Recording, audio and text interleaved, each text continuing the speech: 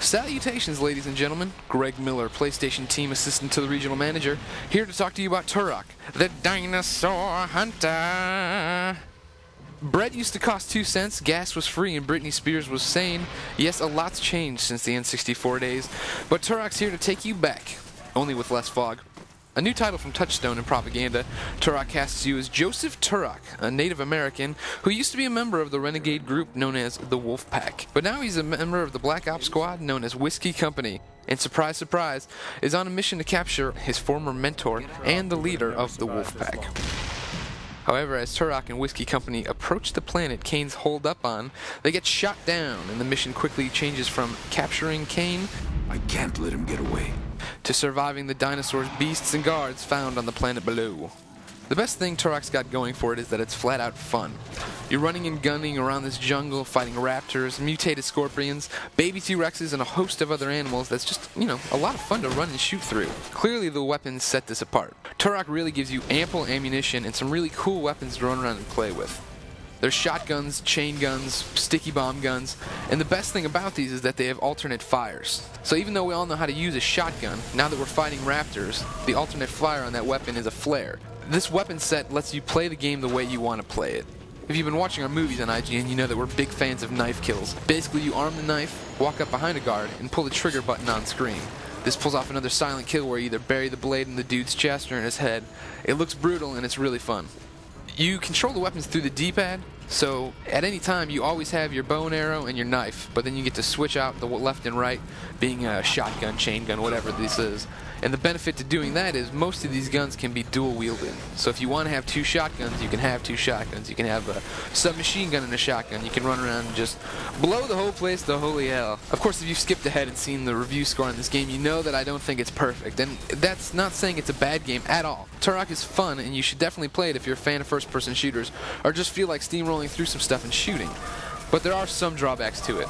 Chief among them is, as much as I just lauded how awesome all these weapons were, they really feel weak. Shotgun, it takes a lot of shotgun shells to bring stuff down, which really shouldn't happen.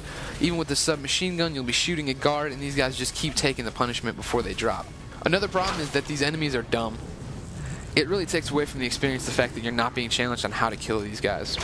Another thing that I think holds Turok back from being a really great game was the fact that they started to build this really interesting story. Eventually, though, this all gets dropped. Obviously, when the mission changes to surviving, you have to redo the story, but rather than really focus on how Turok feels about Kane or what was happening, they just completely drop the angle, and it doesn't even pop up again until the very end. You really don't care. I don't know why he's on this planet.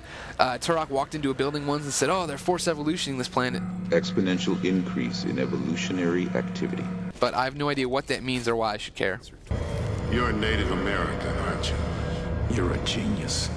Another drawback is the fact that this game really suffers from ho-hum visuals. It doesn't look bad. It definitely looks good. I mean, there's moments when you're like, oh, that looks really cool. But a lot of times the textures are really just painted onto these really sharp, jagged objects. And even in cutscenes, there's this weird glow about the characters, like they've seen the Holy Spirit or something. It's definitely not the next-gen experience I think most of us were expecting. And the news only gets worse on PlayStation 3, where it really suffers some screen tearing and much, much worse textures. My final complaint about this game is jumps in difficulty. I'm all for being challenged in a game, but Turok never really fits that bill. You just run around, enemies stream out, you shoot them, move on kind of thing. It's fine, it's fun. Like I said, the draw to this game is using these neat weapons and their secondary fires. However, there are specific instances where the difficulty just jumps to an insane level you haven't seen. And the problem I have with it isn't that it's hard. I don't mind being challenged again. The problem I have with it is that it's so linear. If you dig the gameplay, multiplayer is nothing to sneeze at. There's 7 maps and 6 modes, but I mean, really they're the same thing we've seen in just about every game. Deathmatch, team deathmatch, capture the flag. So it comes down to if you like the weapons. However, there is a really cool thing in Turok called co-op, where you and your friends can get online and go together through some missions. But the biggest drawback is there's only 3 of them. Kind of a sad spot. Turok is fun and it really suffers from no colossal problems, but stuff holds it back from being a really great game that it could have been.